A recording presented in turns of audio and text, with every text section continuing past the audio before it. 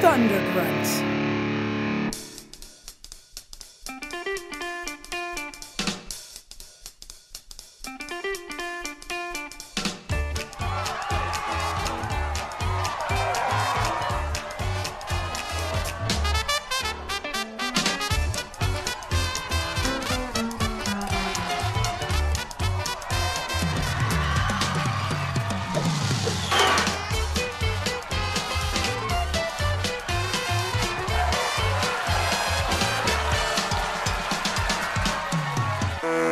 Hey guys, Bob. Hey, Bob. introduce yourselves, even though we all know who I am now. I am Jimmy George. I am a full-time script consultant and a screenwriter. I'm Jamie Nash, screenwriter and screenwriting podcaster. And I'm Bob Rose, and today I'm going to play the part of the positive guy. Because Uh-oh. we're going to talk about Hereditary. Heredity. You know what's really funny is I watched this last night, and on my Amazon Fire Stick, I have the voice remote, and you can just say movies into it, and it pulls them up. Amazing. And I had to do it 3 or 4 times. Oh. I'm like, is this my Baltimore accent? Because I was like, Hereditary, you know, and it kept finding other stuff. And I was like, oh, come on, I don't want to type it in.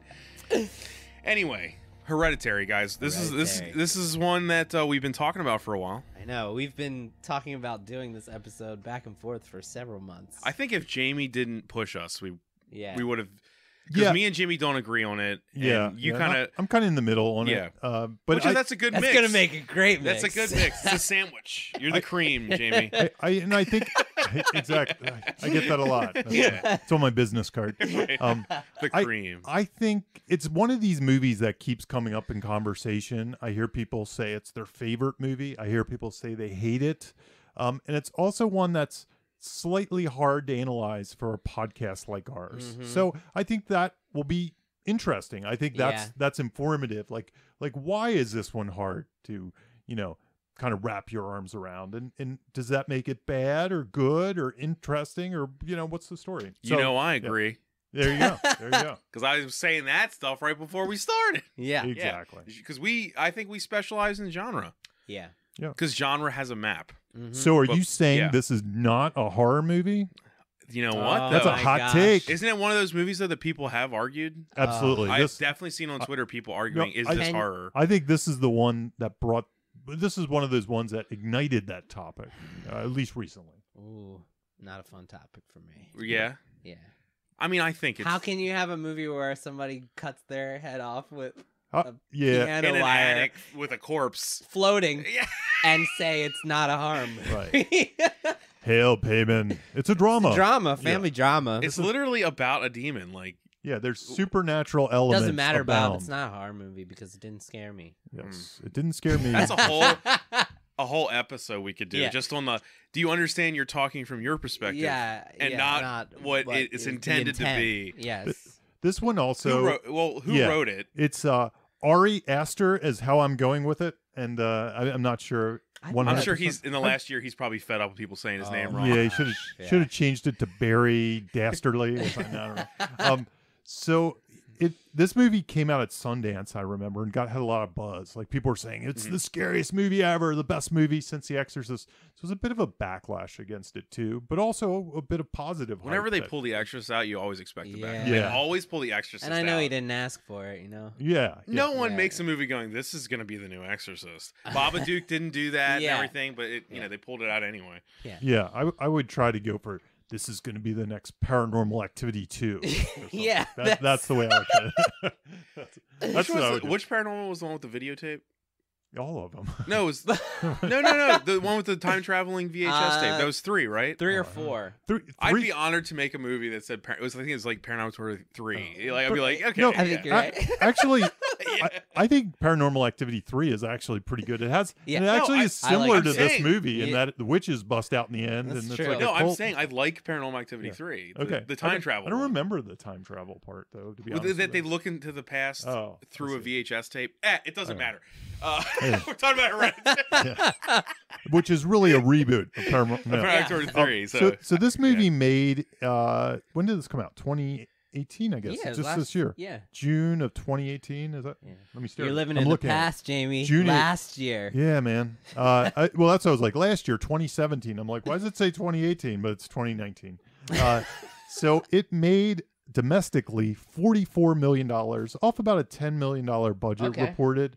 And That's pretty good for a horror movie, right? and foreign it made 35. So it made 80 million worldwide off of a $10 million supposed budget. Probably didn't even cost that much. It probably cost less, and it was bought for $10 million at Sundance. Yeah, so they probably. justified it with the budget or something.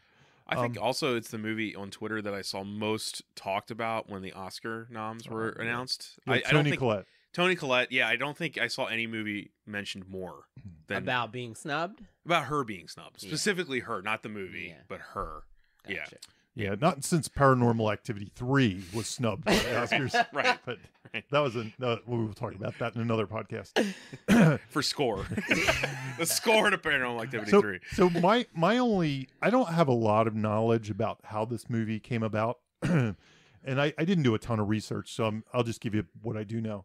I know this guy came onto the scene. I think he was AFI, maybe? He was an AFI person. He made a lot of shorts, one of which went viral that I did watch last year called I think it was The Strange Things About the Johnsons or something like that. Something like that. That's about It's, right. and it's out there. Google it. It's like a 20-minute short. Very interesting It's on short. YouTube. It's just on YouTube? Yeah, have you seen it? I think so, yeah. Okay, it's really interesting in I that haven't seen it. it's this weird like reverse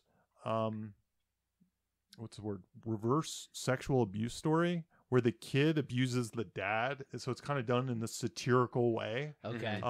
Yeah. It's an interesting movie. It's 20 minutes and it kind of went viral because of the subject matter, because of the themes behind it. So in a way, while it's doing this twisted thing, it's also making a commentary. It became really popular.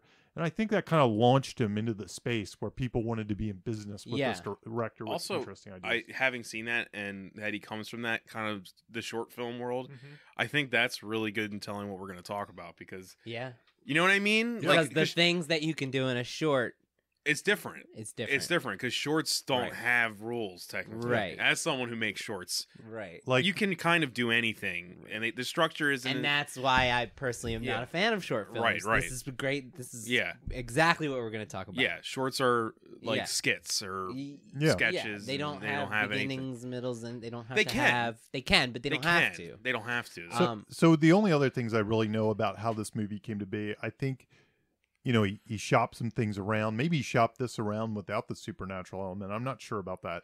But at some point he realized like a horror movie could get, money where these other things might not get money. Yeah. I know the only thing I remember about the development process is he was with Danny DeVito's company at one point. And they did a reading for it. And so Danny DeVito's company wanted to make the movie, but somehow they didn't. And then they ended up at, what is it, A24? A24.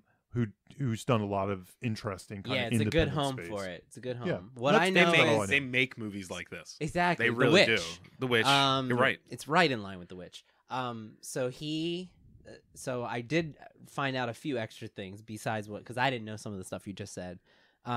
He developed this. He wrote 8 scripts before this. Okay. And that was when he decided about the horror thing after those 8 scripts and not having success with the development of those. This script was in development itself for years. And I think I heard Toni 4 or 5 years. Oh, really? He sent her a draft of the script. And so this is my question for you, Jamie, before we get into the story. Yeah. I want to know how that happened because there's nothing instructive about that.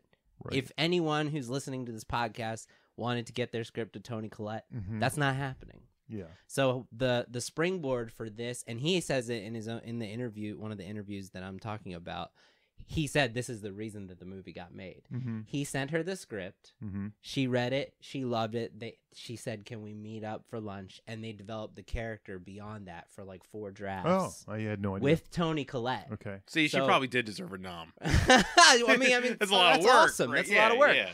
But then her involvement was what was kind of like the final thing that got the momentum for the project, according to this one article I read that he was interviewed in. Okay. And Yeah, basically he was like, it was her involved. It was Toni Collette that got the movie made. So typically, I've experienced this myself. Just as a writer, it's hard to get a script to somebody like that. Yeah. However, if he made friends through a short film, he might have had an agent or a manager. They might have a relationship with Toni Collette. More often than not, like when I've experienced this, it's usually a producer that has a like we just made a movie with Toni Collette. Okay. We've been trying to find something to do together. She'd love this, something like that. So maybe so it's a butterfly effect of It is. people that you A can't Kevin control. Bacon effect in It's not some something ways. you can drive or control. It just kind of happens. It kind of happens. Yeah. And usually it's producer. So the based. answer out there would be make something that gets people's attention. Yeah. I mean, that's Yeah, just the answer, that's for, the answer for everything, everything. though. Yeah, I know. Yeah. No, but I just thought it was very. I heard that and I was like, okay, well, of course. For all I know, she could have been at Sundance when his short played, Right. and came up to him and said, "I love your work. Give me Let's a call. do something. Here's my email address." That's very possible. Isn't it crazy too. to I think don't though? know. Like, if Toni Collette didn't like this script, the guy would just be Right. doing nothing. And that's why I want. That's something I want to talk about when we get into this. My concern. Right. So Right. yeah, in my personal experience, like the couple times this type of thing has happened with me, it's usually I'm working with a producer. That producer's last movie was made with Toni Collette, Mhm. and they're like, we're looking for the next thing. Let me send it to Toni Collette. Yeah. Usually it's a producer. Okay. But But you have to have like. my agent, when he does that, gets ignored for whatever reason. Or it's harder. I mean, if a director sends a little better, but for some nobody writer, yeah. Because getting an attachment is a very helpful, but it's a whole other beast. It is. Well, honestly, a lot of things at this level, even at this level, at the 10 million, 5 million, the Blumhouse level, they often need an attachment to get greenlit. So, To be clear, you're talking about an attachment of a star. a star. Or They're- director. Or director, Sometimes director works, sometimes, but usually it's star. Like even when the director, it's like, okay, well, who's going to be in it? And until you get that person to say yes, then it doesn't move forward. But once you get that person to say yes, usually then the ball That gets really you in the gets room. rolling. That gets you in the room. I don't know that Toni Collette is in the level of green lighting, because usually it's based on these algorithms, overseas algorithms, and how many TV shows they've been in. And there's an exact number tied to these people. They're like, if you get Toni Collette, we will make $5 million on this movie. Gosh, it's So like an we will- IMDb ranking. Yeah, and we It's will all give about you. the art, baby. I've actually seen these spreadsheets before, and there's literally a number attached to them that if you get this person, we will give you this much budget. So you have to kind of hit people of a certain budget level. I don't know. Sometimes they surprise you because a lot of it is based on television and how their movies perform overseas and stuff like that. So sometimes people you think would be on that list are not on that list. Like you're like, well, that person's way more famous than Toni Collette, but Toni Collette might be on that list as a really high person. I don't really know. She mostly does film work and stuff generally that buzzes around this area and this budget and stuff. It's true. It's not like Toni Collette's in like Transformers 5 I or mean, something. Sixth Sense, man. This is you put these. That was also together. in the 90s. No, I'm just saying, yeah. like her. It's her genre Yeah. kind of thing. This like But- thriller, family thriller Yeah. thing. The weird yeah. thing about it that I've noticed is like the United States of Terra could be the thing that pushes her over the edge, and you wouldn't even think of that. Some That's so HBO interesting, show because of how it plays internationally. the way it plays internationally, the repeat business or whatever. Like Yeah. Russia just got it. Yeah. Exactly. yeah, they just got that. So So sometimes things like that can push them over the edge. Well, thanks for sharing. There you go. I thought that was really important to make note of, that the success of this script was not based just on its quality. It was perceived quality from Toni Collette specifically. Right. yeah, but a lot of Hollywood scripts aren't based. They don't get made because of I'd quality. say that's true most. I of mean, them. that's Yeah. let's be honest here. Yeah. That's not why the attachment we talk about stuff that just happen to be good on this show. Mostly. development. Good call. Is develop- that not true? Yeah. Right? Development is often about chasing the attachment. That's what development Okay. is about. And a lot of times the actor has a lot of leverage because of that. So they're like, well, I like this, but you have to make these changes for me to come on which board. is probably what she did. Yep. Yeah. I'd also argue, And good for too- her. Yeah. I'd argue too, because I know what you're trying to say. Yeah. But I'd also argue that people like Toni Collette and whoever else read the script, they also are humans that do the business and they liked it. Yeah. Sure. So there, Yeah. you know what I'm saying? It's Yeah. not just that. It's Yeah. like there Yeah. are humans that No, liked it, they- and we're Yeah. like, I see this has potential. Yeah. They saw So, something to spend their time, know, to invest their They're time. not just Absolutely. they're not just suits that have no souls. No, I you know. I mean, look who Yeah. else is in this movie. I Gabriel know. Byrne That's what I'm and stuff. saying. Yeah. Yeah, The I Or agree he with might you. just be working. You The don't know. kid from Yeah. Jumanji. That's right. He's made an appearance twice on this episode. That's right. He's Oh, on he's our- twice on this show. show. Yeah, right. He's the Jumanji kid. the right. Jumanji kid. I feel like Gabriel. His I don't brother know. is but also an actor. I would Really? assume that the Gabriel Byrne casting came later, and that's something he wanted because he's a fan of Exorcist 3 or something. You know what I mean? I just feel like he was like Yeah. kind of horror legacy casting Mhm. Yeah. type of thing. So, The one other thing, because Good call. yeah, I'm gonna guess, but I normally wouldn't point this out, but I think it informs the discussion of this one. mhm. So 89% on Rotten Tomatoes, D+ on CinemaScore. Mhm. But I think that kind of will inform some of the things going Yep. forward. So Polarizing. it's Yeah. polarizing, and it's one of these things that critics love, maybe cinephiles love, maybe the general mass broad mall audience is a little confused by. Do you know who I think though? Who that reaction is from? Definitely, it's, and I say this not as one, but as horror fans. Yeah. You know what I mean? Like, there's horror movies, like the stuff Jimmy makes. You're making stuff for horror fans. I feel like. Mhm. Right. I know I don't want to speak too out of turn. I've been to several horror conventions, and you notice things. The type of movies you're making, I think those kind of people love them. When this comes along, and then you've Thanks. got well, no, and then this comes along, and then you've got critics telling these people that go to these conventions and they're fans of this kind of stuff, like, this is a horror movie, and then they watch and they're like, meh. It's kind of like, get off your highfalutin Same. type of Yeah. horse. You know what I mean? Then there's the whole dichotomy of what is a horror movie with them. Well, Yeah. Like, it's not a horror movie. Jason 4 is a horror movie. But You know what I mean? Like, yeah. I would also say there, and there's horror reviewers, that there's a certain type of movie watcher that wants to see something different. They don't want to have it be predictable. They don't want to, so when they see a movie like this and Yes. it's breaking the rules, they Mhm. can't predict where it's going. They can't Yeah. so they're actively engaged in the whole movie. Where there's another group of people that just want the cheeseburger. Yep. Give me the cheeseburger. Yeah. So, and I'm not saying give me the cheeseburger is bad at all. I mean, I Me neither. I might be. I give feel me a like we talk cheeseburger about great person. cheeseburgers. That's We do. what Yeah, we that's- do. we do. The We- best burgers in the nation. Yeah, we talk about that's what this show is. That's yeah. right. Yeah. That's right. Right. Yeah, that's well said though. But Well I said. also good segue, Jamie. There you go. There you go. I'd also argue there's room for everything, but It's I- good. I there's think- room yeah. for all plates of food. You gotta How's that? try different things. You gotta try different And things. This I- is like a plate of snails that are cooked really well. I think the You know one, what I mean? the That's one what it thing is. that's related to that, so I'm gonna kind of skip ahead a little bit here. Go for Go it. for it. Is Yeah. and I talk about this one a lot because when I teach screenwriting, this is the first thing I say. There's this Robert McGee triangle of different types of stories. Mhm. And at the top, there's a thing called an arc plot. An arc plot are all the movies we watch, like Pixar and superhero movies. And generally speaking, I'll give you kind of the elements of arc plot. Arc plots have cause effect kind of things, like the Chekhov's gun sort of stuff. Closed loops. Closed loops. If you see somebody pull out a gun, somebody's going to shoot it in the end. People's actions cause reactions. Mm-hmm. Things are tied up in a bow at some point. Home Alone's, your Galaxy Quests, Yeah. bunch of stuff we've already done, Yep. right? Yeah, like The stuff bulk like that. of right. movies Yeah. out there. The Mainstream majority. genre entertainment. Is Mainstream that. genre entertainment. They usually have active protagonist, one active protagonist. So a hero trying to achieve a goal.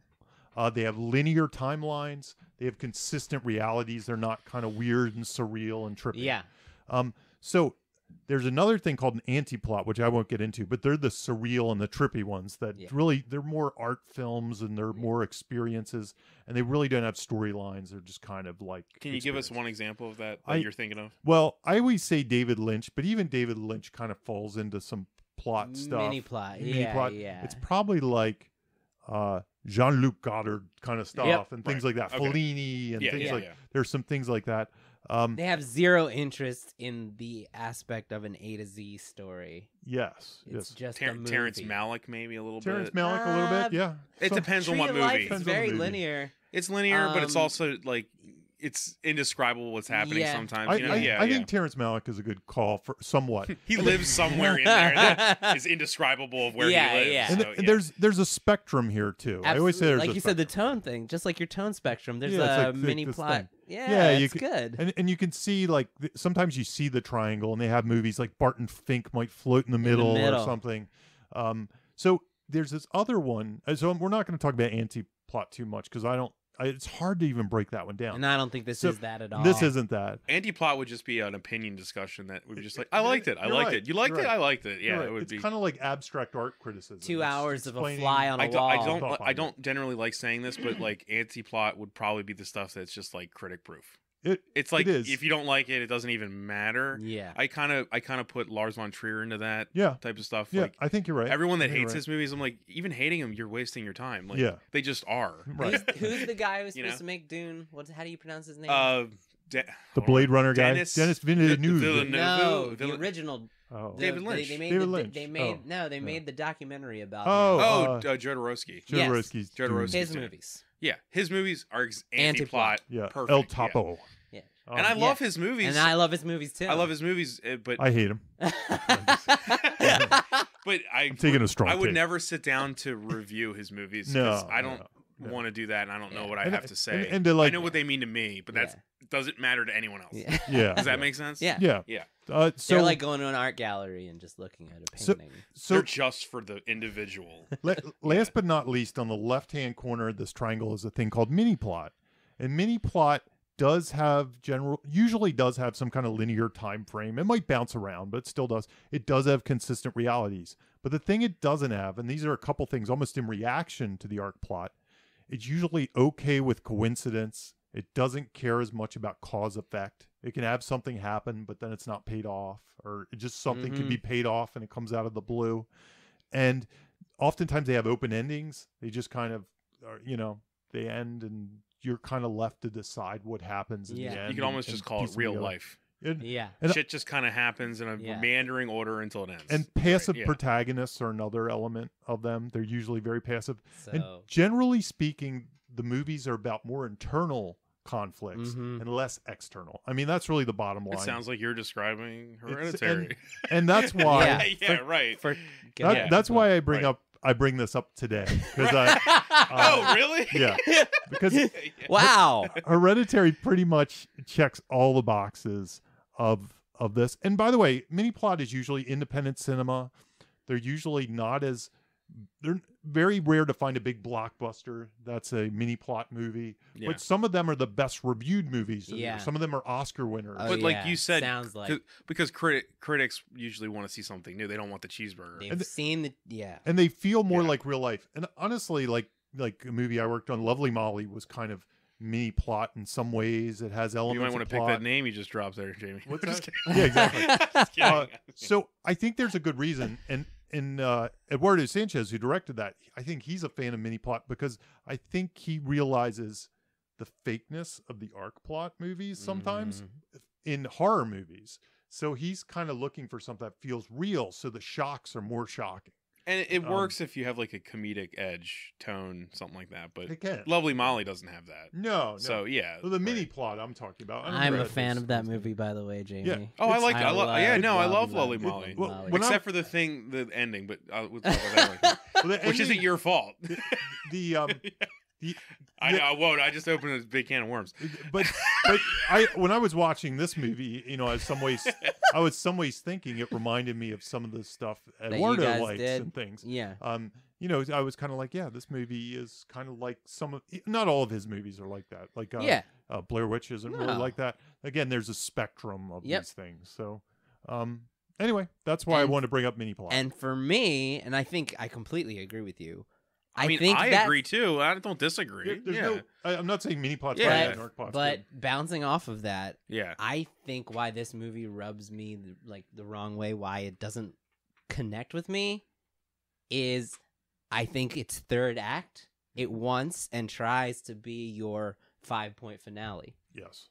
And it hasn't done the work, laid the groundwork on the first 2/3 because it's a mini plot movie to earn everything that happens when it kicks into your commercial. Because for the last 20 minutes, I really believe it is a commercially structured and constructed movie. And the ambiguity is gone, except when they give you the answers, which I'll get into more. Right. When they give you the answers, it gives you the answers the way that a mini plot movie would, but it's trying to deliver it in the way that your Save the Cat would. And I should say too that mini plots. I think there's a lot of setup and payoffs in this movie. Though. But they're paid off like it's that, and there's nothing. I mean, movies do that though. Mini plot movies too. What they really are is they take arc plot movies and they skip some steps. Yeah, that is really what they do. Intentionally skip some steps to feel more like reality. Right. They just skip some steps. So when I'm a teacher of screenwriting, and I specifically give a lecture at the beginning of the class that I'm going to teach arc plot, and I'm going to demand them to do arc plots, because I can't judge if they're just being lazy with mini plots or if it's intentional all the time. So I'd rather they learn the rules of arc plot and then go make their next movie a mini plot, intentionally knowing why they're making the choices they make. Yeah. Because bad arc plot movies can look like people could intend to make an arc plot movie and just not realize that they have plot holes or coincidence or stuff. And they could just be like, this is kind of ruining the movie for me. When you read their script or something, and they could shrug and be like, I don't know how to change it. And their answer could just be, it's mini plot. Yeah. And it's not always the answer. So, anyway, it's just trying to say that a lot of times there's a fine line between bad arc plot and mini plot. So are we talking about our opinion on what Ari, what's his last name again? Aster. Aster. I don't want to say Aster. He's probably heard that. But not laughing at your name. Sorry, dude. If you're never listening to this. We can't really. I mean, I did link you guys to the interview, and I don't think it answers this question, this mini arc plot question at all. Really, he says one thing. He says one thing, but I don't know if it. He says there are no rules. Okay. Yeah, and that is. Well, I agree with that, though. So yeah, but that's why it doesn't make any sense. The things that unfold. I guess. I mean, it makes perfect sense to me, though. In your specific world of your story. One place. For instance. One place super quick though that I just wanted to point that can kind of start this. So just if you look at a log line for this movie, it's really hard to make a log line. Yeah. I copied the one off of IMDb, and here's their log line. Yeah, give it to me. It's after the family matriarch passes away, the grieving family is haunted by tragic and disturbing occurrences and begin to unravel dark secrets. And that's pretty. Bad. Yeah, that's pretty. It's not bad. It's funny. I came up with something similar to that without reading that IMDb thing. Yeah. Yours is really similar. I wrote, when the mother passes away, Annie must keep her family together because that's her goal. But did she even try it? Really? No, that's the problem. Yeah. That's the problem. And that amidst terrifying secrets that are revealed about her family's history, which threaten the family union. There's one thing. That's the threat to the family unit is the family's history. There's also one thing I wanted to bring up here, because having talked to a lot of friends about this movie, not interested in this like scripted conversation. I had several friends that think this movie has nothing to do or has no actual supernatural stuff in it. I know. I've talked to people who think that too. That it's all in her head. That it's all in her head, and I mean, after reading that interview with him, I don't think they're right. Not at all. And also, but the it loses her POV, so it doesn't really make sense. But the dissociative disorder being hereditary through all of them is obviously a subplot throughout the whole thing. Right. I'm just saying. What he has said is that it's a commentary on mental illness, but it is not. It is not, but there are supernatural things happening. Yeah, he says it in that interview. I've had friends say that it's not that at all. And I'm like, that's too much. You're going too far into it. So the logline rules that I usually state in this, hero, goal, obstacle, stakes.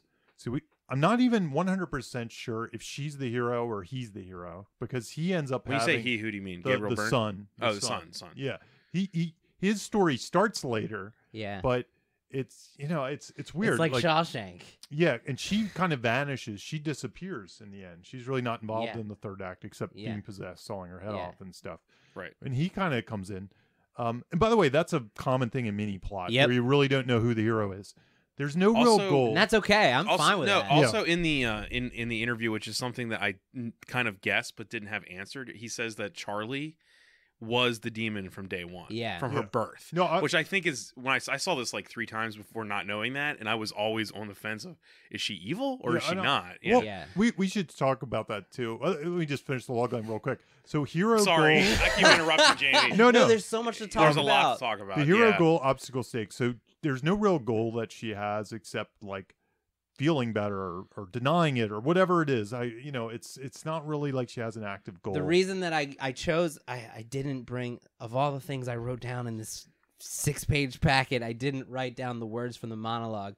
But basically, the opening monologue, I can't remember exactly what she says. She basically states the goal of hoping to keep her family together. Gotcha. And that's sort of a recurring thing from that moment. So it's like stated in the line. It's Yeah. like, I think the intent is for her goal to be to keep her family Right. together And that- amidst But all this. if I could, my answer to that is like the fact that she doesn't is it goes to that the family scene after Charlie's dead and they have that like really awkward family dinner Yeah, I love where that she Mhm. where she blames them for Yeah. not keeping the family together. Right. Right.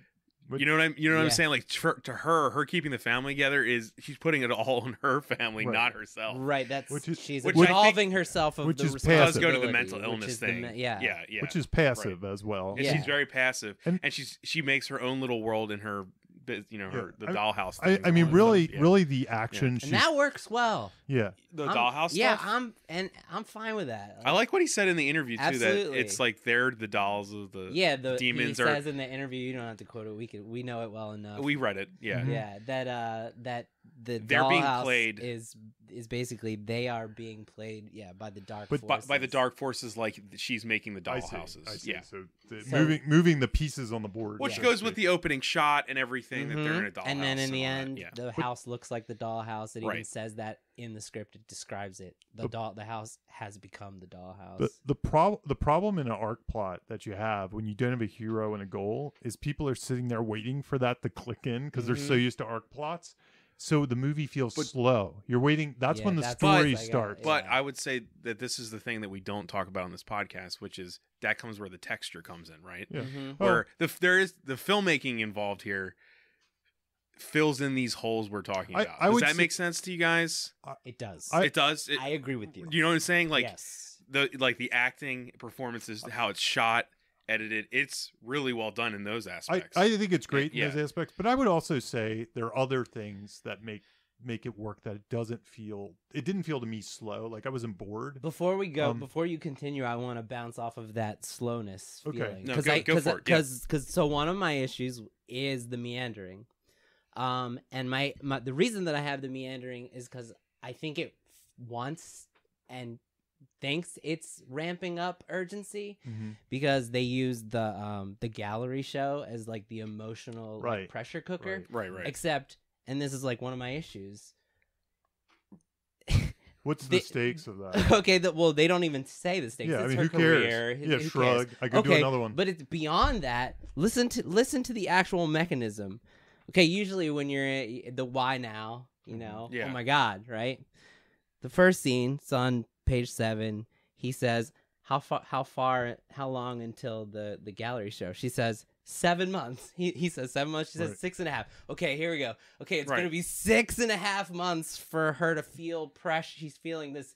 I mean, it's very light pressure. And then the next scene, she gets an email from the gallery owner, and she's like, "Hey, just wanted to know your progress." And the script states how much this stresses her out. Yeah. But there's no time on there of, hey, we're getting closer. It's not defined. The audience doesn't know how much closer we've come to that Yeah. that thing that's supposed to be pushing her. Yeah. And then the next one, she gets she has a post-it that's like, call gallery about extending, but again, we haven't been informed of how much closer the show is. We have no idea whether it's a day away or whether it's months away. So like, how are we supposed to feel the pressure beyond her just emotional reaction? Like, we need to know how much time is left in order to feel something. And then finally, the big climactic moment where she breaks down because of all the crazy shit that's happening. But the end kind of straw that breaks the camel's back for her is she gets a voicemail for the gallery, and this is on page 88. And it says, "Hey, the opening is 9 weeks away. How's your progress?" Well, which in text form doesn't, I like, once again, I'll say in text form that doesn't, I get what you're saying, but also what she's doing in that moment is way more important on screen. What she's doing in that moment is recreating the funeral scene of her mother. Right. But it's right. It's not going to work on paper as much as it is. This is also about grief and mental illness. Right. Which you know what I'm saying? And it earns it in the movie. It earns it in the movie. From a construction standpoint. No, it doesn't. There's no urgency there whatsoever. I think you even left out a part because I think they're like, we could always move it back if you want to. Yeah. I broke it down to like the smallest. But the point of that is that you're right. The urgency's not there. It's literally just her being reminded. Right. It's her at a breaking point internally, like you said, for arc. It's an internal. So it's all internal urgency. What ended up earning it was the performance and the filmmaking skills. The construction in the script is really weak, which is why this is such a hard movie to talk about. So like if you were to study this, if I were to tell a client, "Hey, go study Hereditary for their use of urgency," it would be doing them a disservice. Well, you wouldn't do that. No, but I'm just saying, like, it's not prescriptive in that way. Let me ask you guys this: I think it's fine that there's movies that you wouldn't use as teaching, algorithms. Like, no, I know. Like, you know what I mean? Like, those are also movies that just are. But a lot of people are going to praise because you can't use them to teach anything. And every point I want to bring up is like this. Okay, well. Here's weird episode. Here's what I think. I agree and disagree. So right in the middle, Jamie. Come on, man. The cream Pick a side. Because I do think it does things to keep my attention, and I'll tell you, I think it's hard. Yeah, no, it does. Beyond that, script wise, it's horror techniques are written into the script. Yeah, absolutely. So I'll give you an example. I was just using that one. Yeah, thing no, from I understand. An urgency I understand, standpoint. and that's a typical arc plot version. There's stakes. She's pressured. It doesn't have those. Just fucking leave it out then. It doesn't have those. But I wouldn't want it out though. As a fan, I like it in there. Gotcha. So my favorite Chris McQuarrie. I like that scene because it speaks to me to grief. I've been there. Yeah, my favorite Gotcha. My favorite Chris McQuarrie quote is less information, more pressure. Okay, and this definitely has pressure. There's definitely cringeworthy kind of pressure that happens. If only they had that's a great quote. I've never heard. Yeah, it's a tweet. They needed a helicopter shootout. Like, needed a helicopter like Fallout. So if Tom Cruise were only in this movie. Inverse payments. Ethan Hunt fee payments. So to go back to those horror techniques we've talked about before, which there's Stephen King quote, first I'll try to terrorize him, or all that stuff.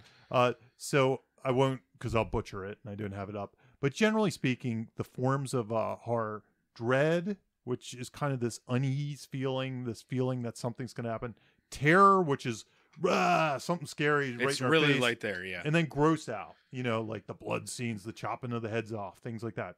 This movie uses all of them to an extent, but is really good in the early parts with the dread. Mm-hmm.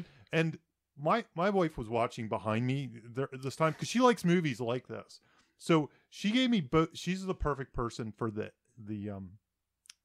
everyman viewer, so to speak. Mm-hmm. She was sitting there kind of yelling at the screen. Is she going to turn into a zombie? Is he going to come back from a dead? Is there a ghost? And like 50 minutes into the movie, and she wants me to answer, and I'll refuse to answer. So she says, is she going to do this? Is she going to do that?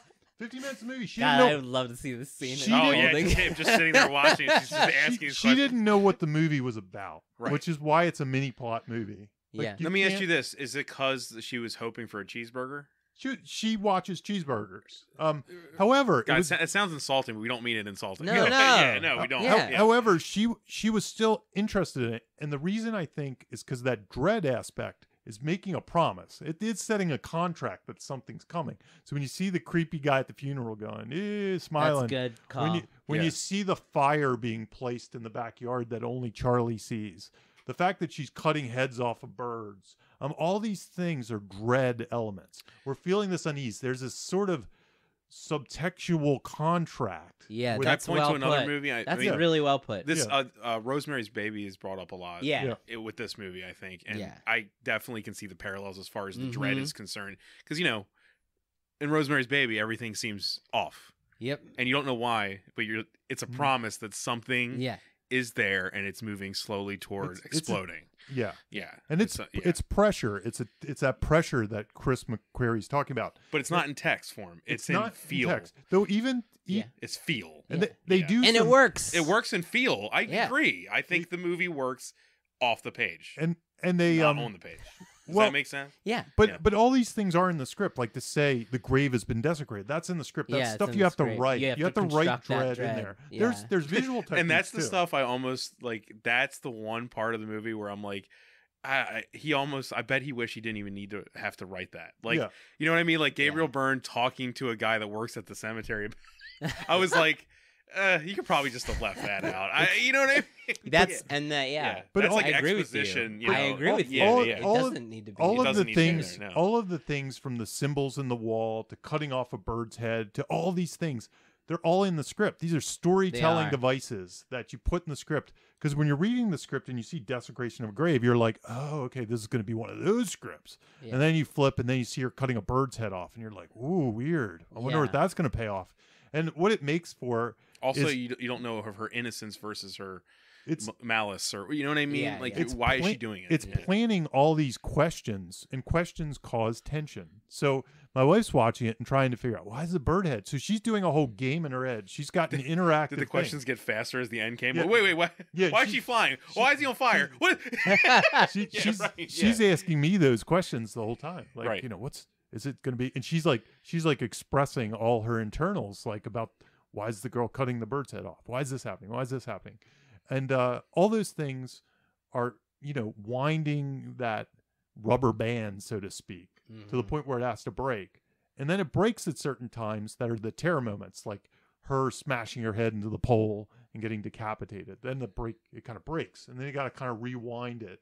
And then it becomes Which more they about do. which they do, and it more becomes a personal rewind at that point. It's less about the supernatural and more about the And- family and yeah. them. I read one review that said the movie could have actually started at the funeral of Charlie. I believe that's true. I think so too. Yeah, believe that's I mean, like, I would liked it better. I think. really, Yeah. I like what we got with it, but I agree that could still work. I think you need a little bit more exposition I in think, places. I think but to an extent, the death was a hat in a hat.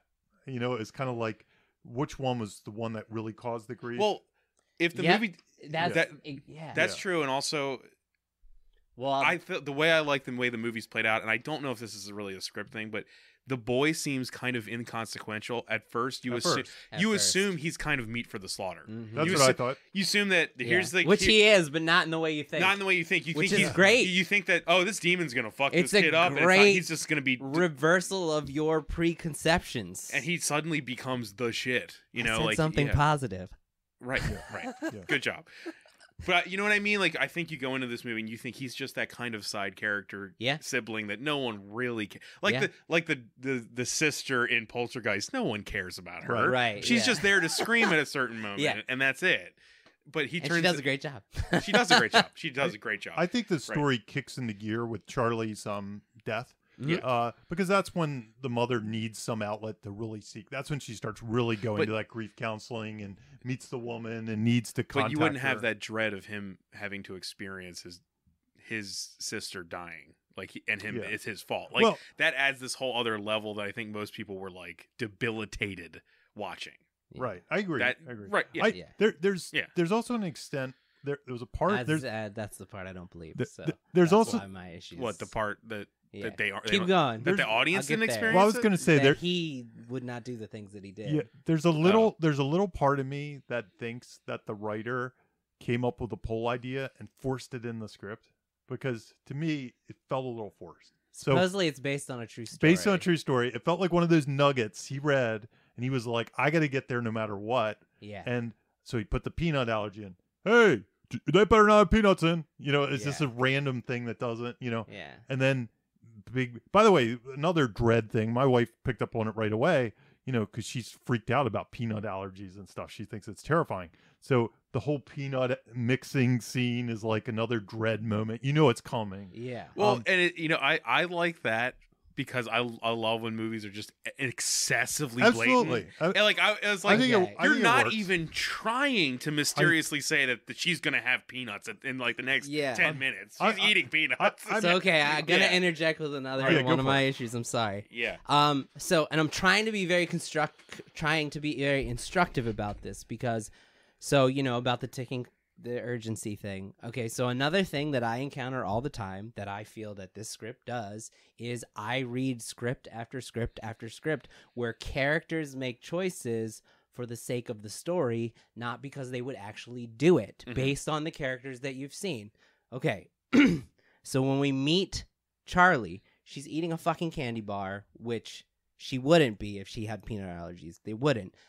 But anyway, They make candy bars without peanuts, though. I'm just saying, like, okay, I have a nephew who has a deathly peanut butter allergy. I see him once a month. I have an EpiPen in my house. I have an EpiPen in my car. My sister has EpiPens in her house, in her car. Her brother would have an EpiPen. She would have an EpiPen. Justin, my nephew, he's 12. He carries around an EpiPen with him. So you're saying this family kind of sucks? No, what I'm saying is no, but they do. No, based on let's look at the evidence. Okay, let's look at the evidence. I do, but I think there's sufficient evidence to say this family sucks at taking care of things. No, but let's look at the evidence. I agree with you, but it contradicts itself because on page 6, he grabs her and says, "There's no nuts in that, right? There's no nuts." Yeah, and then on page 15, Peter, the brother, says, "There's no nuts in them," right? Nothing has changed in the events of the story since those worries to make anybody behave any differently. But Peter is also at a party with all of his friends, and he wants nothing to do with his sister. Then the mom says, "Why don't you take your sister?" Which was also weird. So that part's a little so here's why I don't believe the choices, Bob. That's what I'm saying. I don't believe the choices. Just let me keep talking. No, why would you, as a mother of a child who has a deathly peanut allergy, deliberately push your son to take her to a party where based on what her conversation with her son, that there's going to be drugs, that there's going to be drinking. She knows that her parents that the kids at the party are going to be drinking. That part was a little weird. Having actually worked with people with DID, that makes perfect sense to me. DID? Dissociative disorder. So you're saying her mental illness absolves the choice. I've actually in the last year even, I've worked with people with DID and they change personalities, but you don't know. So you're saying she swapped from the worry mother to the mother who doesn't give a shit within 2 minutes of the movie. Yeah, no, that can happen too in real life. Okay. That can seriously happen in real life. But strangely, she seemed to be pushing the girl almost to screw her son's chances up. Right. Like that's what it seemed like. Yeah, no, it was keep your brother from fucking a girl at the party. Yeah, it was kind of weird. I didn't read it like that. That's how I read it. Yeah, I 100% read it like she just wanted her daughter to be involved. I read it. No, 100%. I read it that my son is gonna go be a troublemaking at the party. Oh, if he brings his sister, he's not gonna have sex. That never even entered my mind. I'm gonna put a ball and chain on him. That's basically exactly. Oh, that never even entered my mind. The dangers that come with that are drugs, drinking, and potential peanut allergy. Well, it's inherent to the situation. I have a bigger problem. Yeah. Who bakes a cake? What teenagers bake a cake at a party? Right. And that's so. Anyway, I can believe they bought a cake. Yeah, I don't believe the choices that the characters make. I just there's so many choices made in this story that I believe the writer made, but based on the character that he showed us would not make those choices. I feel like Toni Collette is a terrible mother and she is though. At every turn, she sucks. I agree with you, but I'm just saying, but that is part of her character. If he had cut out the line where Annie said, "Are you sure there's no nuts in there?" it would have worked for me because she would have been shown as a mother who doesn't give a shit. But he took the time to show us that she's hyper vigilant about the allergy. It almost would have been a way to fix that. She's hyper vigilant around Gabriel Byrne. Is make it Gabriel Byrne be the one that was concerned. Yeah, and she's like, I think like whatever. The key to gave her chocolate. The key to understanding this movie to me is Gabriel Byrne. That he's the key to understanding the whole movie. You know what I mean? Yeah. Like the way that the way she acts around him, she almost views him as like a foundation because she is literally emergency alert. Okay. Shit. Yeah. So anyway, I was just- no, I'm saying like she uses him as a grounding force. Yeah. So she looks to him when she's around him. She's vigilant. When she's not, she's a terrible mother, and she is completely in her own world. Right. Which I think the movie definitely supports. It proves that. I mean, for sure. even her job is her being in her own Yep. world. You know, until he breaks the bubble and she brings her back to reality every time. I think the evidence, though, that or these things that you're showing, they're kind of why I feel like the poll thing was something they were aiming towards, and they had to kind of get us to the poll thing. He was like, I need to have the characters make decisions those that to get her head out of that window. Those spots, and I don't believe those decisions were proven. Those based spots on the didn't previous feel the moments. most organic to me. They felt more writerly. Like Yes. somebody putting them in. That's what I'm saying. They I'm didn't have a saying that subtleness from a learning standpoint, which, like you said, this is not a teaching I wouldn't, script. but I'm saying don't use this to teach people anything. I know. Yeah, well, I wouldn't. I wouldn't. Yeah. Okay, well, Yeah. the subtext of all my concerns is this: a lot of people listening to this podcast are trying to take lessons from the things that are successful. Yes, they'll try to copy Hereditary. So what I'm saying yes, is this. I know. So let me give you an example. So Get Out was like the seminal big original horror story hit recently. Right. The vast majority of horror scripts that I'm sent from amateurs are inspired by what Get Out did, and I see Get Out's influence in it. It is, horror stories about marginalized people and like social issues. Social issues, sure. But the way the story unfolds, it's a Get Out copy, but done in its. Get Out's very art is plot. that this is going to spark and inspire a whole bunch of people taking Jimmy, the wrong steps. That's a good thing to say, and I don't think you're wrong, but I think that's a bullshit thing to talk about the script with. I'm just saying, like, it doesn't. Those people are all hacks, and it doesn't matter what that inspires. You're saying, fuck them, let them be hacks. Let them be hacks. They shouldn't be trying to make Hereditary ripoffs. They should make their own movie. But that's people get inspired. But I'm saying by not the to like the movie are... for that reason is very odd to me. It's like, okay, so. No, that's not the only reason I don't like the movie. I know, but that reason, that singular reason. But I'm saying, like, as far as let them be hacks. They're not going to do anything anyway. I'm daring you. Jamie, I would love to hear your perspective on this. I think if you were not a writer-director who didn't make a viral short that got the attention of Toni Collette, and you wrote this script constructed this way with the skill level displayed on the page alone, I don't think that this script would go anywhere. It's really hard to say. Like, yeah, it's impossible. It's really hard to say because some people might be attracted to different elements of it. Yeah. They might be attracted to that family dynamic and think this is an elevated horror script. Elevated horror. Yeah. Something that would attract Toni Collette. That's what people are going to call it, man. Like, I mean, that's just going to exist. It's better than horror. It's elevated. They just mean it's not a slasher movie, pretty much. Honestly, that's what they mean. Yeah. Honestly, when I hear elevated horror, I think, and this is kind of a script that fits in that mold.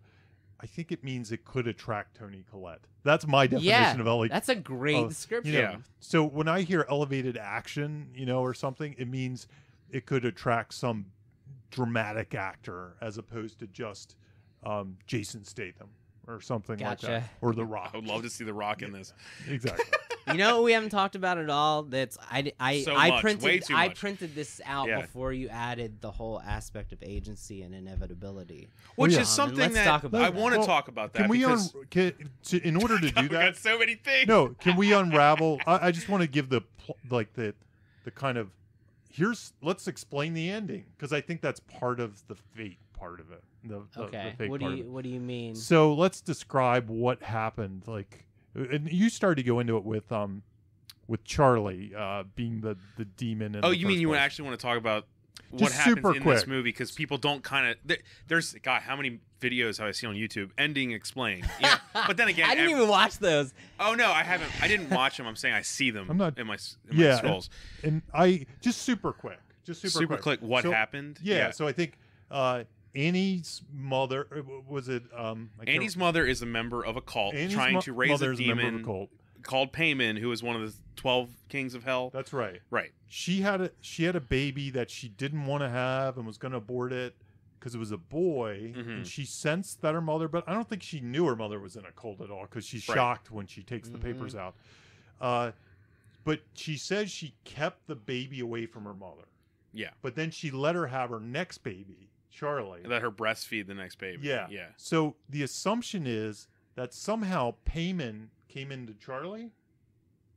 Charlie was, yes, Payman was Payman existed inside of Charlie. The fact that I hate that maybe I shouldn't have shared the interview thing, because he does say that straight up. He's like, yeah, he does. Payman is in Charlie the whole time. Yeah. He has displaced the soul of a little girl. Which in some ways that bugged me a little bit, because that's where the rules get clunky, and it feels like he retrofitted that to make it all work. And that was one spot. Can I bounce off? And that's an interesting thing to talk about, because we never talk about interviews.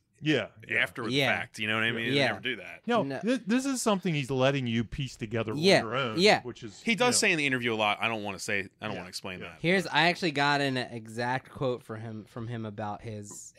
He said, "I tried to riddle the movie with clues, and ultimately you're only given shards and fragments of the whole story. But I wanted to make sure you had enough to figure out what happened. I didn't want to spoon feed the viewer." Okay. And I don't think there's enough in there to figure out what happened while watching the movie for the first time. I do think, though, I figured it out by like 2, though. It shouldn't take you 2 times. No, I disagree. I've watched so many movies I love where it took me several times. I haven't. Oh, okay. I mean, like, there's plenty of movies like that. Yes. You do. That's what I was saying when we talk about this. I was like, you do, and that's okay. Yeah. This is not that. Yeah. This was not a Jimmy George. But I think it thinks it's the cheeseburger by the end. I don't agree. I don't agree there. I still don't agree. Well, let's get to the end and we'll figure it out. Let's get to the end. Sorry, Jamie. No worries. Me and Jimmy are arguing over Jamie. I'm sorry. No problem. I do think there's. I love you, Bob. I love you too. It's fine.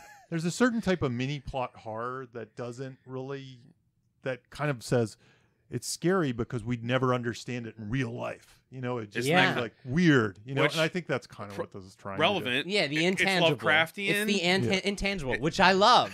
Yeah. Right? But guess what? Lovecraft doesn't give explanations. This one does, and it's half-assed. It's half-assed because he usually doesn't deal with humans solely. This is, you know what I mean? This is about people more than it is about Payman. Okay. Well, just don't explain it. Just don't even try. I think but it's enough that it can make money too. There's a reason this works, Jimmy, and it's because there's just enough in there. It's just enough shards. That's why this works, and that's why people kind of loved it. People love it, dude. That's what I'm saying. People love it. People love it. Okay. And if I'm gonna get fucking crucified for this podcast. No, you're not. No one's gonna care. But what I'm saying is, if you took D+ cinema score people will love you. But if they'll be like, you speak our language. If this was like a Lovecraft story on screen, just straight, I don't think people would like it that much. They'd be like, I don't know what just happened. That's a good call. This has just enough to keep you interested. Call. Yep. It's just like dangling the carrot enough where you go, I'll keep going. So, you know. So sorry, okay. Go ahead. So Charlie's inside. Eventually the Jamie's exhausted. I'm sorry, Jamie. I'm sorry. Grandma's dead. We're giving Jamie urgency. Yeah. Grandma's dead, so the cult now thinks they can get their claws and switch places between Charlie and what's the kid's name? Peter, I think. Peter. Yeah. So they want to get Payman into Peter, which I'm assuming also that they try to use some sort. I'm assuming they have some sort of spell power. Right. Yeah, there's spells in the book. There's spells in the book, and like the stuff with the pole and everything. Yeah, there's a little sigil on it. As fake as a lot you guys say that feels, to me, I was always kind of assuming all those the fakeness was kind of being guided. Yeah. Does that make sense? Mm-hmm. Like evil forces were actually pushing. No, I agree. Let's make a cake tonight. How about some walnuts? Yeah. Why do they have no clue why they want? But everyone's like a puppet master being moved. That sigil on the pole, just like you said, it's the dollhouse or whatever moving the pieces in the dollhouse. It's so ungodly obvious. Yeah. That it has to that the obviousness has to mean something. Yeah, that's what I was trying to say. I think Does that make sense? I think that's creating the tension inside I like the viewer. that point of view, that perspective, what you just said. Yeah. Right. I mean, I obviously get to how obvious everything is. Yeah. You don't show a shot of chopping nuts. Yeah. And not realize, like, come on, dude. Right. There has to be. He can't. This guy's obviously not an idiot. Yeah. You know what I'm saying? Okay, go ahead. Sorry, Jamie. So no, it's intentional. So, I know. Yeah. So she gets killed because the cult cast a spell or something on the pole and everything else or whatever. I mean, they're puppet masters in this. The pole's magnetic and it draws. Pole's the car in. magnetic Right. to human flesh. It's got all these inner workings and stuff. She gets her head smashed off. Though there is a part of me that the demon is living inside of her. Is she a demon at that point, or is it like buried inside of her? And she's still a kid. I would say it's like kind of an Exorcist deal where it's at like the beginning of the Exorcist. Like he's kind of just in there making her sick. Mm-hmm. He made her whatever disease she has. Yeah, but he is not fully rendered. He's not saying. Yeah, he's not. Yeah. Payment. Yeah, he's not doing that. Right. I love that impersonation. Right. Maybe the prequel will have I think it's still the physical mind of a little girl. Right. Yeah. Who doesn't know that she is. I think she's a vessel that's trapped in her own body. She's kind of a midway point. Yeah. So then they say expel to the guy, and they do some seance-y thing, which we don't totally understand, but it's their spells at work. And that brings the demon back into the house, and then he starts whatever the expel thing is. He's starting to do get that. infected, and the cult puts the body in the cellar. Yeah. At some point, we don't see. We Right. just assume. Right. The attic? Attic. In the Sorry, attic. in the attic. Yeah. I was like, I missed There's that. a cellar? No. And then at some point, I guess him jumping out the window, he kind of dies and is reborn. Or He needs He doesn't. He survives. He survives. Yeah. He survives. Okay. Yeah. I wasn't sure if he was meant to be dead. It's supposed to be, and that's and it's a little loose. It's a little loose. And then he's when supposed to be broken enough that he can be taken at that over. point, though, in any script, it's kind of like shooting the thing in Jaws. Yeah, we're this far. Yeah. You're just gonna have to. If you're either gonna be with me or you're not. By the way, I love the last 20 minutes of this movie. Well, yeah, because you said it was like the normal. It's the cheeseburger part of the movie. And then he shows up. The cult's there, all worshiping him. He puts it all together. His family, their heads are chopped off, and they're bowing. And he seems like he's in a mix, like he's still himself. Almost maybe like Charlie was. Just like, where he knows something's like inside of him, but he's changed. So he's like looking at them. So it's not like Peter's gone. He's just like has a resident inside of him. Yep. It's not like the demon just completely takes. And that's a look. That's foreshadowed. And the I would not call this a setup in Also, the therapy session when Toni Collette, Annie says her brother killed himself because her mother was trying to put other people inside of him. So, but straight. I mean, that's right. blatant. That's Yeah. right. And Yeah. and the Blatant. Yeah. Yeah. And now we get an answer for that. Everything is so blunt with the sigil being a 3-headed. It's like 3 heads, and then the thing that they needed to do the spell is it's like a trinity. A trinity of decapitations. Right. All that. You know what I'm saying? Yeah. No, that's not my issue. I know, but so I'm just. here's It's all so blunt. The bluntness is what I'm pointing. Here's what I would say. It's really a movie. We're watching the train wreck. Nobody tries to steer away. We just watch it to the end, and then we realize all the pieces of the train wreck. Yeah. To an extent. Right. That's and we realize. Yeah. So it becomes a story. Very mini plot. Mini plots are one of the only places you see just fate. You know what I mean? Like there was no way they could have gotten Jamie, out of this. I know you didn't read the interview, but he talks. That's what he says. It's pretty much what he says. That's a good segue. Yeah. So it becomes about fate, and you don't see that in arc plot. Arc plot hates fate. They like cause effect. Yeah, they're like you can change your existence. You can overcome evil. You can be better. If you don't learn the lesson, you might die. But this movie is, if you were born into the suck sandwich, you're gonna get killed. And that the suck sandwich. He says he confirms in that interview. He's like, the way he sees this is that they could never win. Which now, and I know what you're saying is that that's not a story. It's because they're just barreling towards inevitability. But the difference being is that I think it's about awareness and perception of the audience. And that's the good thing to talk about. That's exactly what I want to talk about, because if what we're watching is a family that was inevitably screwed from day one, the only thing that makes it a story is the fact that we don't know what's going to happen and they don't know what's going to happen. Yeah. All the forces around are the only thing that we can't see that know what's going to happen. The thing that it's only about awareness. The thing that brings me to so that's what I go to with mini plot movies.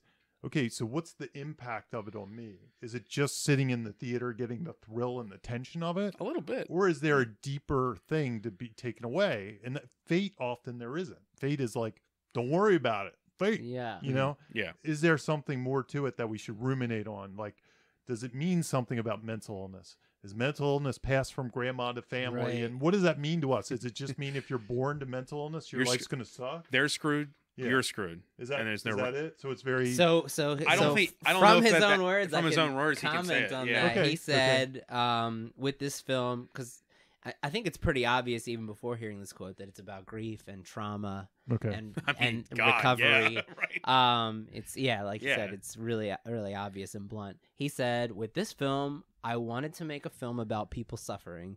I wanted to make a film about grief and trauma. I wanted to make a film that was honest about those things. I feel like there's a trend of American domestic dramas and tragedies where a family suffers a loss, things get hairy for a while, it gets tumultuous, and communication breaks down, but ultimately, the bonds are strengthened, everything's going to be okay.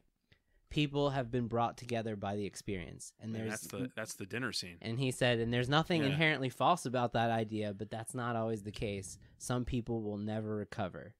So it's about saying you could never Yeah. recover And that- from grief. That's kind of the... Well, it's about saying that it can destroy you. It can destroy It can. It's not saying it always does. It's saying Yeah, it can. It can. Yeah. Yeah.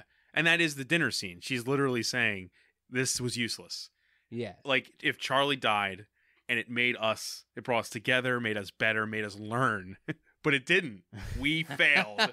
And then the third act happens. Let's go to the classroom scene. The classroom. The classroom scene. Okay, yeah. so- So we have a running theme here that the classroom scene is usually where the theme is stated. Yes. So and let's see what it hearing that and reading the There's 2 classroom scenes if I'm not mistaken. I don't There think might be anything one in the said beginning. about The bird clunks on the so window or this something. this classroom scene. Oh, we're just- talking about the Peter classroom. just scene. conveniently happens to be talking about fate.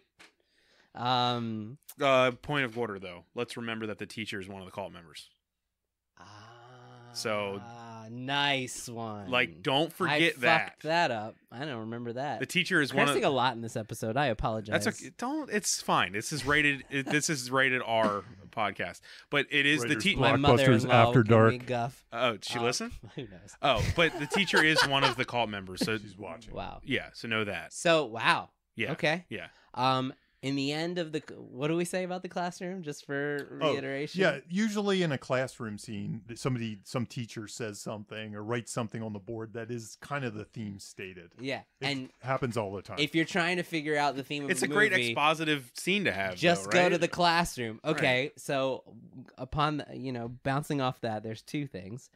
When the scene opens, there is something written on the chalkboard. It says it in the script. Themes underline. Escaping fate. Period. Relationship between knowledge and responsibility. Period. No man considered fortunate until he is dead. In quotations. Those are the 3 things that are written on the chalkboard, which above them says themes. There you go. So there you go. So I that's probably mean- what this movie's about. That goes with the bluntness theme too.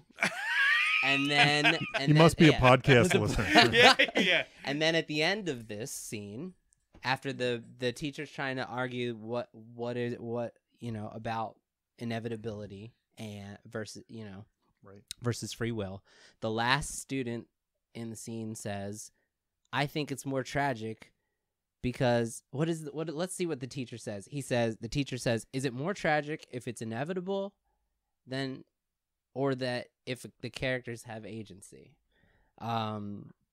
And the student says, "I think it's more tragic because if it's all just inevitable, that means the characters have no hope and that they never had hope because they're just pawns in this horrible, hopeless machine."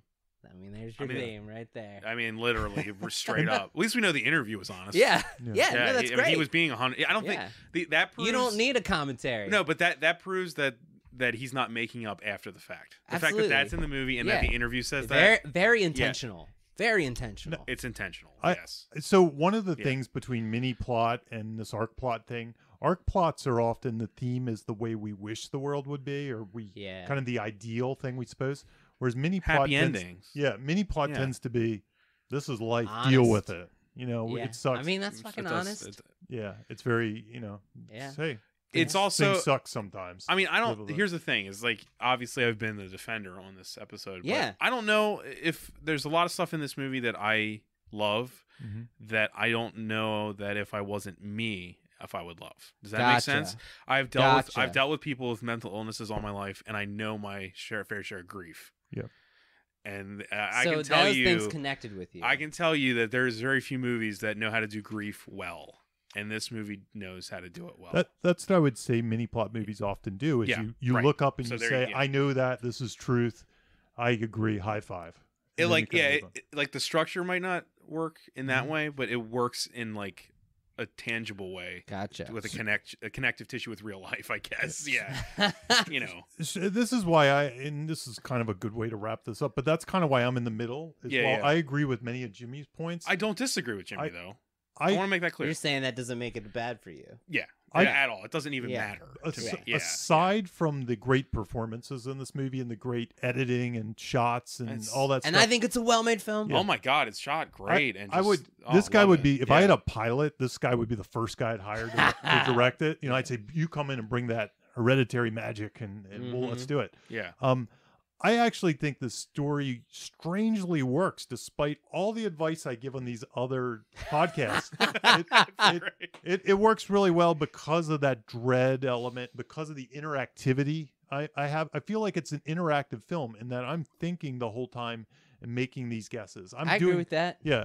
Yeah. And I just not sure when I got to the end if I was like, if it all added up. It was kind of like Lost, watching Lost. That's I'll talk about because we're trying to wrap it up, but I do have one more. Oh yeah, sure. It's about okay. We can talk about the things. Keep going. It's bonus time. Bonus time. No, that Lost, dude.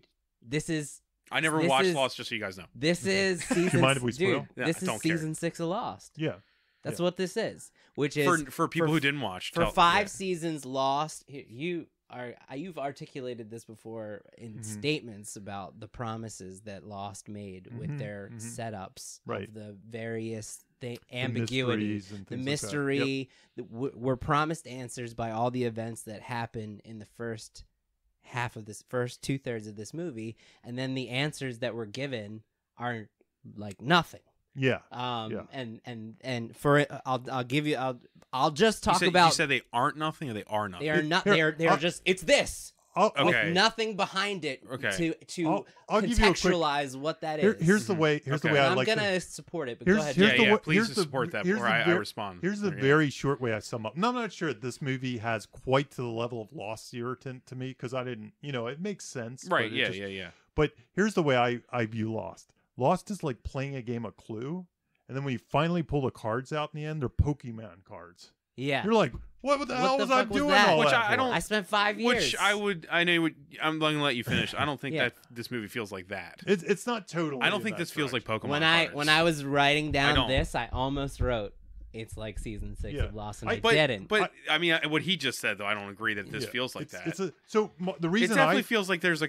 Hang on. The reason I brought it up was because I the whole time was very interactive in the mystery, but then in the end I was like, I probably wasn't going to guess that mystery. And that's it's not that great. It's not possible to. It's fine. I was thrilled by the end. Yeah, I was actually thrilled by the end. I thought the end was really cool and had great imagery. But the two sides. The interactive side didn't to me. The interactive side was, is this in her head? You're saying is it a ghost? Exactly. Is it a this? You're speaking right, but exactly what I feel. If I cut the third act off, if I cut we watched it together and I paused it right before the shit hits the fan. The shit hit. The shit. I'm trying to think of the I would have guessed it was in her head somehow. Based on the title. But would it be completely, especially considering the friend who showed her the the Joni, especially considering everything that happened with Joni right up to before the shit hits the fan, you're telling me that would all have not clicked in your head that something like a cult was happening? No. And everything. You know what I'm saying? It clicked in my head. I'm saying they put all this effort and then the answer. Okay, let me just. Yeah. If anything, I'd say that is kind of what I thought the answer was. That's exactly what I thought the answer was. So it was but just kind that's not good. Yeah, that's what we are saying. But that's not the Pokemon card thing. What we are saying is that answer. I don't agree that it's a cult that we obviously knew was coming. Is not a good answer. You see what it's not a satisfying answer. But I'm saying that's the point of the movie. It was different than the Pokemon card thing. It is different. But the thing is, I was sort of frustrated that the game I was playing wasn't the game I thought I was playing. Right. That's the part. Okay.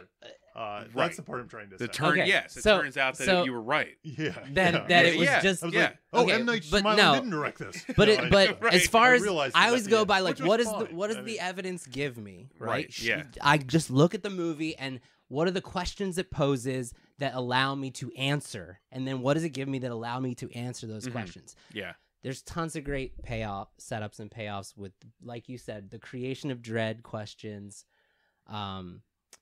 All of that is really well done and paid off in really cool ways. My issue is not that. My issue was with King Payman, and that is, it's all payoff, no setup. Mm-hmm. On the only clue is the sigils, which tell you nothing. What are those sigils? Well, they are the sign of payment. That's like fact. How are we supposed to know? And then the only other evidence that would let you try to connect the dots about Payman specifically are on page 11 for 1 second and literally one line in the script.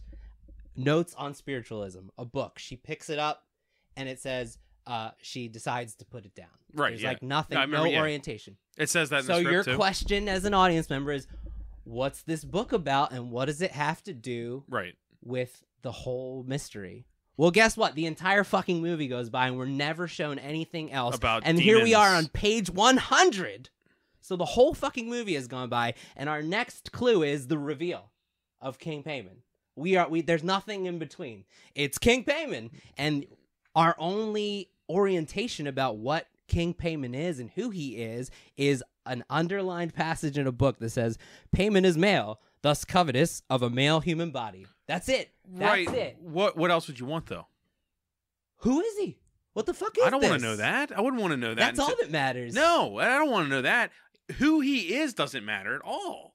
I What? only need to know what was happening to the family. That's what I want to know. But who? Who is he? It's a demon. It doesn't matter. It's a fake demon that he made up. It doesn't matter. Dude.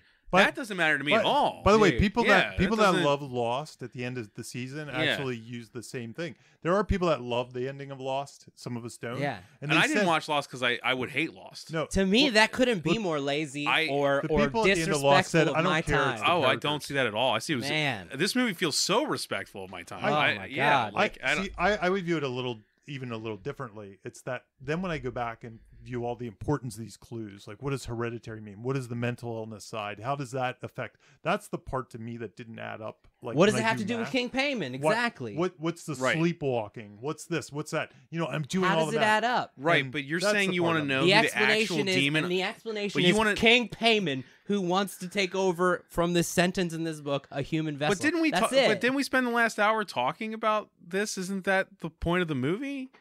Dude, I'm so fired up. I know, but I feel like now we're talking about the subject like you're disregarding everything we just talked about. Like I'm saying it made me feel all those things. It succeeded so much at the good stuff that when I got but- the answer, it was so but the emotionally movies being unsatisfying. we've already established the movie is being guided by mysterious forces, and it's also mimicking mini plots, which are mimicking real It's like life. the end of a Stephen King book. Like, Well, no, like, what I'm saying is, I feel like we've already talked about all this, and that the King Payment stuff should make more sense now that we've talked about it. You know what I mean? Like what do Yeah, you but- want? You want King Payment to show up and describe who he is and what's happening? No, but I want to know who. I mean, You know? it's like saying who's Darth Vader. It doesn't matter. But King Payment is a like- demon. It doesn't. They could have called him just a demon. It doesn't matter. I would have loved that. That to me But would have that's been all. great. Okay, that's a word. It Yeah. doesn't matter. But by He's just a giving him demon. by giving him a name, If it was and an Satan, would you feel importance- would you feel better if it was just Satan? Absolutely. Well, I that's would kind, love I that. don't agree. That's really weird. Because Jimmy. that's Rosemary's Baby. That's really weird to me that it matters that To you me, can't- in Rosemary's Baby, I it mean, makes sense come because on, it's Jamie. Satan. I don't Well, need to. as someone I who have I know is a different- fan of Buffy, do you Yeah. care about demon names? My Come But you on. have an episode about that demon to contextualize who he Yeah, but is. that's also a and comedy and- show. I'm just saying, like, we don't. The actual character of King Payment does not matter to this movie. I'm It just matters realizing- there's a cult worshiping a demon. That's it. That's fine. I That's would have it. much rather just But that's leave what it is. him You don't need blank. By dude. giving him a name and a purpose that we don't know. I disagree so vehemently with that, Jimmy. Yeah. I cannot believe you're even saying Yeah, it. dude. It's below don't, you. Here's It's what I wrote. below Here's you to what I make that wrote before criticism. Jamie cuts. Dude, don't make me fucking go to Google to figure out your movie. Like if I have to leave and go to Google to figure out your movie. But he made it up. You don't have to figure it out. He didn't make it up. It's a real demon. I know, but he made up the lore around it. No, he didn't. I know. He researched it, but he also fudged Right, stuff. he used it. So fucking use it. But it doesn't matter. That is just a demon. Yeah, Dude. I actually Jamie tend to, yeah. well, I tend to agree with Bob a little bit on this, that he's a MacGuffin. He's a goober. It's a Yes. He's a MacGuffin. The MacGuffin. Thank Yeah, you, that's God. kinda Yes. But he's a MacGuffin. The Holy Grail doesn't matter that it's actually the He's cup the of MacGuffin. Christ. Okay, that's a good point. But fine. I'm sorry. but no, Don't no, be sorry. But my What an episode. my thing is, I think I love you. I'm sorry. I love you too, man. I'm working out my feelings about the ending, like why I felt this way. Yeah. Because here's what I realized I felt this way. I went in, somehow the movie tricked me into thinking it was arc plot. And these things were going to pay off in a very specific way. And I was going to From go the off. first 2/3. Yes. Yeah, I'm Okay. going off of the movie itself, saying it's then- going to give and you then these a week answers, after not my expectations. A week after But an I, arc plot movie would have King Payman just show up, yeah, right? Yeah. I mean, that's a different movie. That's like Dogma That's or different. something. Well, End you of know. days. Yeah, that's like End of Days. Yeah, no, right. A bad example is she wakes up and she's Charlie and it's a dream or something like that. You know, it's her It's in a mental snow illness. globe. Yeah, it's in a snow globe. Right, yeah. So I was expecting this kind of tie it up in a bow thing. And instead I got this other thing. And now I had to go back and try to piece it back together, which was sort of obvious because it was kind of the way I thought it was contextually setting it up, like a cult and creepy things and stuff like that. Yeah. But then I was like, I got to go back and figure it. And when I went back to check all the boxes, Mhm. they didn't check. They And don't then add I was like- up. I was So, like, yeah, oh, it's a you're- mini you're- plot. Right, You know, right. so I get what you're saying. That's Yeah. kind of what happened with Yeah. me. That's kind of what happened with Lost with me too. Same. Even though Lost, I think was an arc plot, but they just couldn't figure it all out. So they kind of did their own. They easy never thing. had the answers. Um, That's the problem. So that's where I was. So but that didn't I make thought me- you were saying that this did the thing that you got disappointed by is that this did have the answer. It did have It an was answer. lazy in the answer. Was it though?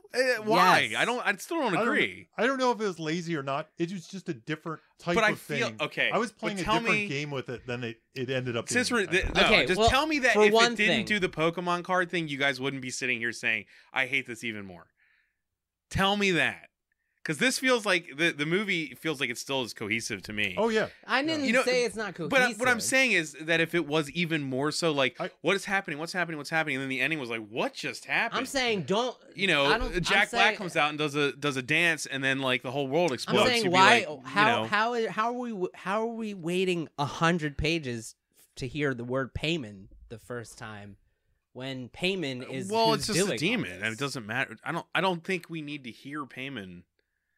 I agree with the MacGuffin thing. He is just a demon. The fact that they say the name, that doesn't matter. To I'm me. sort of wrestling Yeah. through it because it's like at the end of Sixth Sense. Imagine that they wheeled back the curtain and they said, "And Bruce Willis is Payman," and it would be like, "What? Huh?" It'd be no. That's not what this is doing. at all. That's a weird example, man. But yeah. But no, I'm trying Yeah. to think of something where you're expecting one thing and then you get introduced to something in the end. That's not the reason Ghost works is because we have this kind of knowledge of ghosts. I would argue on your side, we have a knowledge of demons and Satanism and cults and Yeah. I'd say the movie is definitely everything in it up until the shit hits the fan is pushing towards some type of cult thing, and cults are generally associated with demon worship. I agree. I mean, generally, I agree. you know, Yeah. that's it. I mean, I don't Yeah. think it's that Pokemon card left field of it. No.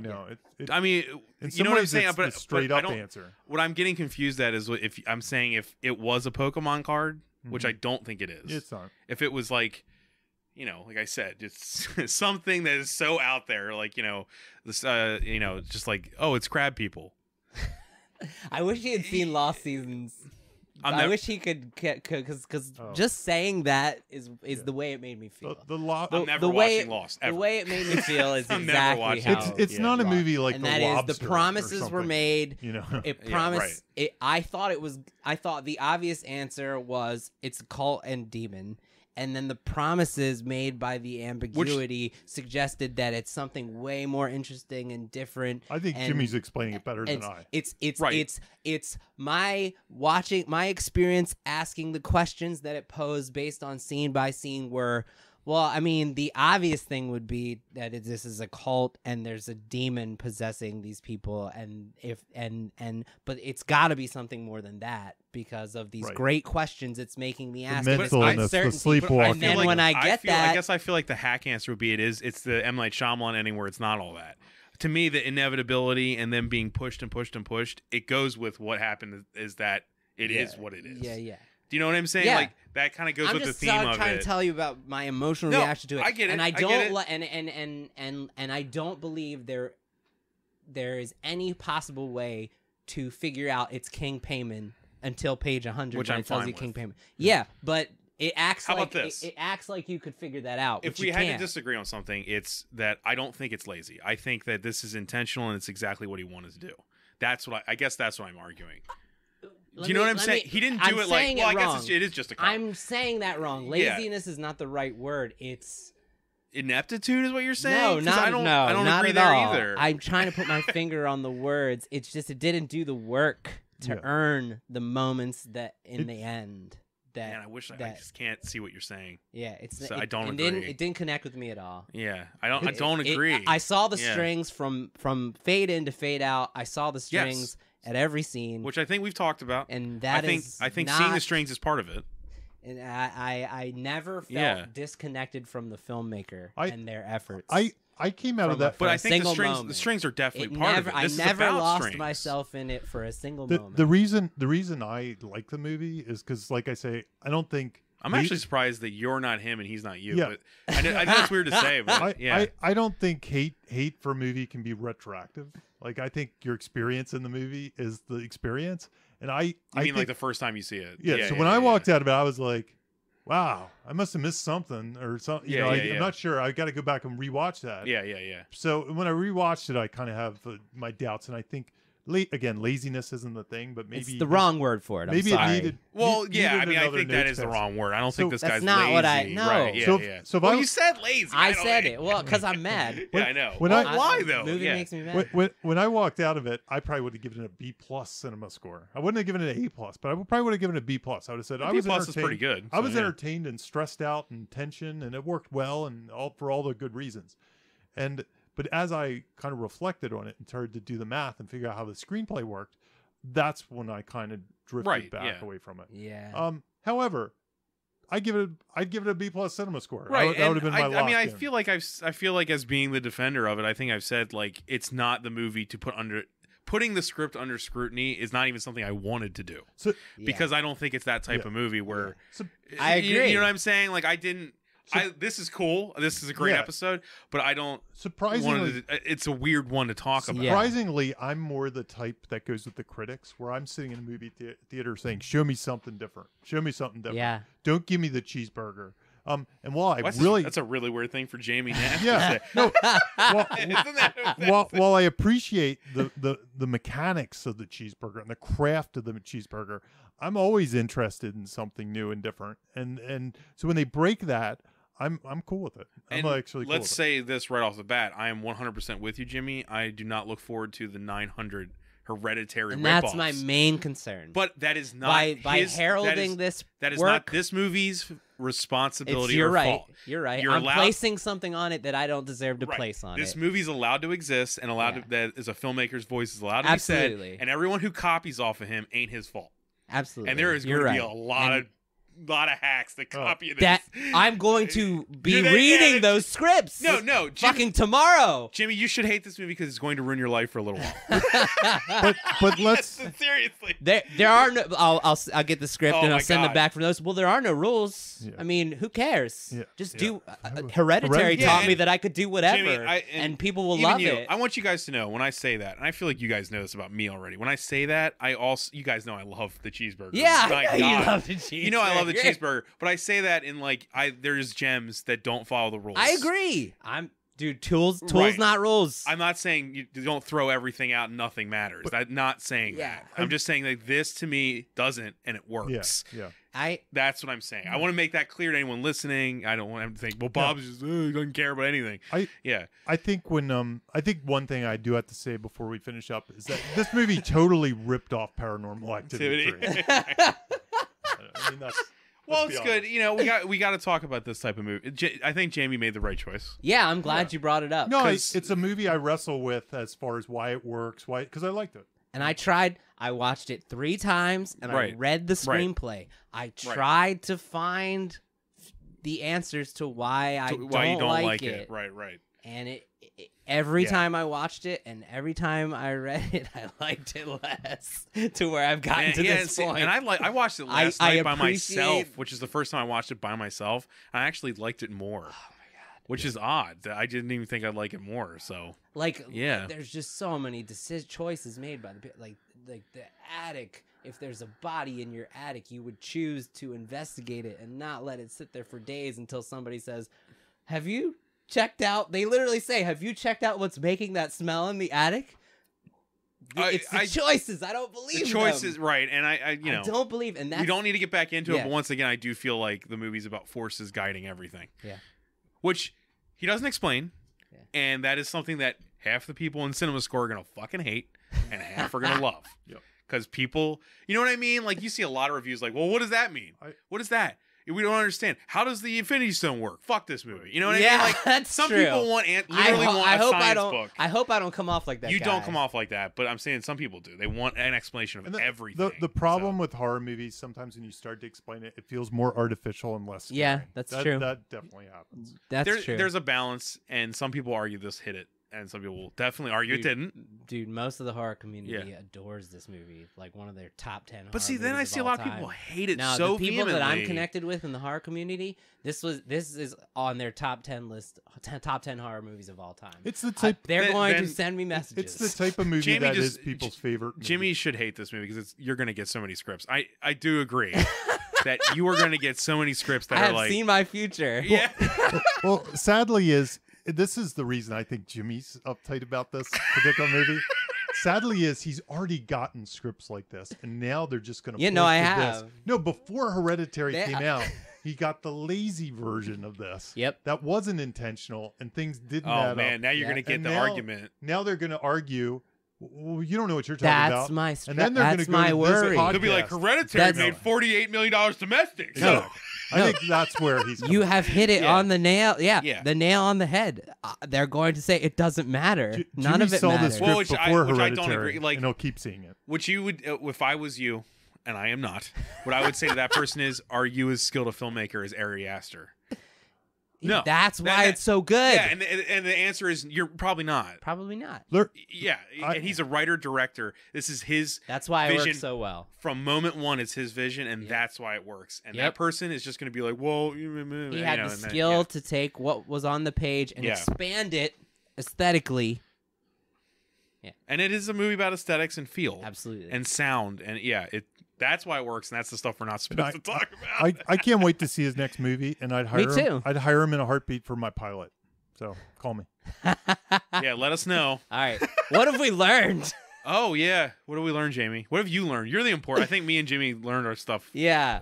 Jamie, what have you Yeah. learned as the man in the middle? Well, I honestly, I do think there's value.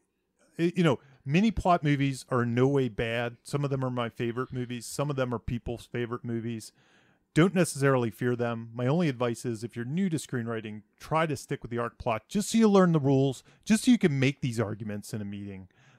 Learn that because you can learn that. Harder to learn mini plot. It's more a feel thing. So that's what I would say about this movie. I'll say what I think is good information about this movie is you shouldn't make this movie. And I don't know his background that much except for the short film thing, which makes sense to what you're saying. But if you're going to make a movie like Hereditary and bother Jimmy with it first, you better know how to make an arc plot movie first. Yeah.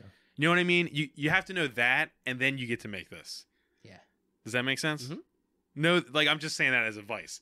Yeah. Like if I was going to make my Bob's Hereditary, I would make Bob's Galaxy Quest first, or write Bob. You know what I'm saying? Yeah. Know that first. Okay. Until you do that.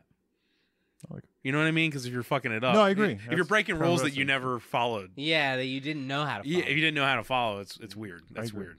I agree. You have anything? Mm. You done? Said my piece. You're done? Okay. I don't want to start talking about it again because I'll talk about other stuff. Are you sure? Um, Okay. I just just beware. I mean, choices are the thing that I come back to. I just, if you're writing a story, it's very important that you make the characters consistent with the behavior you have shown them to display from page one. Obviously, things can happen that force them to make choices that they never would have made before. But I so often read scripts where things are happening because the storyteller needs them to happen, not because they would have happened. And how I'm saying that is based on what the writer has shown us from page 1 to 30 about Joe. On page 31, the story needs Joe to do something, and the writer says, well, Joe will choose to do that. But the Joe that we knew from page 1 to 30 would never do that. And this movie, in my opinion, does that thing like 20 times. And so just be careful if you have a story and you need a character to make a choice to move that story forward. Make sure that that character has been shown that they would make that choice, that it's a plausible decision made by your character. There's my piece. Yeah, don't be elevated. Don't elevate anything. De-elevate. De-elevate. De-elevate. Okay. I'm not even going to respond. We're good. We're good? Everybody good? Sounds good. Hereditary over. All right. Yeah. Follow Thanks, us. guys. Follow us. Hail Payman. Hail Come Payman. attack me. Oh, you know what? If people listen to this, I bet they'll attack me more. Hashtag Hail Payman. Help. Hail Payman. Hail Payman. Watch. Oh, you know he's real. I don't know if I want to go actually saying it all the time. Jesus. All right. Bye, Bring 'em on. guys. Bye, guys. Bye-bye. You have just listened to Writers Blockbusters, a screenwriting podcast featuring two professionals and another guy. Available only on Thundergrunt.